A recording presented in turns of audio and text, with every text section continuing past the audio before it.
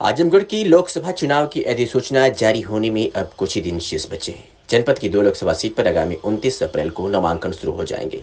Azamgarh Lok Sabha seat पर Bharatiya Janata party ने सांसद दिनेश लाल निरहुआ को तीसरी बार उम्मीदवार बनाया है, जबकि मुख्य विपक्षी पार्टी सपा ने यहां से फिर से धर्मेंद्र यादव को उम्मीदवार बनाया है। बहुजन समाज पार्टी ने अभी यहां किसी को उम्मीदवार घोषित नहीं किया है। हालांकि वर्ष 2014 से लगातार 3 बार तीसरे स्थान पर रहने वाले बसपा प्रत्याशी शाह आलम गुड्डू जमाली अब सपा के एमएलसी हो गए हैं। ऐसे में बसपा यहां कोई नया उम्मीदवार ही मैदान में उतरेगी। पिछले 3 चुनाव का आंकड़ा देखा जाए तो 2-1 से समाजवादी पार्टी लीड बनाए हुए है। दरअसल 2014 में भारतीय जनता पार्टी के प्रधानमंत्री पद के दावेदार नरेंद्र मोदी के वाराणसी से चुनाव लड़ने की घोषणा के बाद सपा संरक्षक मुलायम सिंह यादव ने पहली बार आजमगढ़ से चुनाव लड़ने का फैसला किया था। वह जब भी आजमगढ़ आते थे तो इटावा को अपना दिल और आजमगढ़ को धड़कन जरूर बताते थे। इस बात का प्रमाण उनके द्वारा यहाँ किए गए विकास से कार्य देते हैं।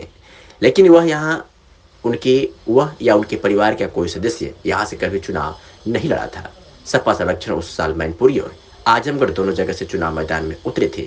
आजमगढ़ में उन्हीं के शिष्य भाजपा प्रत्याशी रमाकांत यादव ने नामांकन से लेकर चुनाव परिणाम आने तक जमकर घेराव किया था, लेकिन फिर भी मुलायम सिंह को जितना उम्मीद थी उससे कम वोट से चुनाव जीत सके। इस बात का खुलासा सटियाव चीनी मिल के पुनर्निर्माण के दौरान स्वयं मुलायम सिंह यादव ने मंच से कही थी।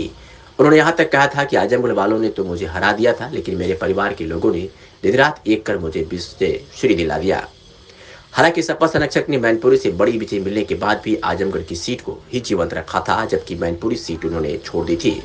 वर्ष 2019 के आम चुनाव में सपा प्रमुख अखिलेश यादव ने यहां भाजपा प्रत्याशी दिनेश लाल यादव निरहुआ को 2.5 लाख से ज्यादा मतों से हरा दिया था, लेकिन उन्होंने विधानसभा चुनाव के बाद इस सीट को छोड़ दिया था। उसके बाद उपचुनाव में भाजपा प्रत्याशी दिनेश लाल निरहुआ ने सपा उम्मीदवार धर्मेंद्र यादव को मामूली मतों के अंतर से हरा दिया था।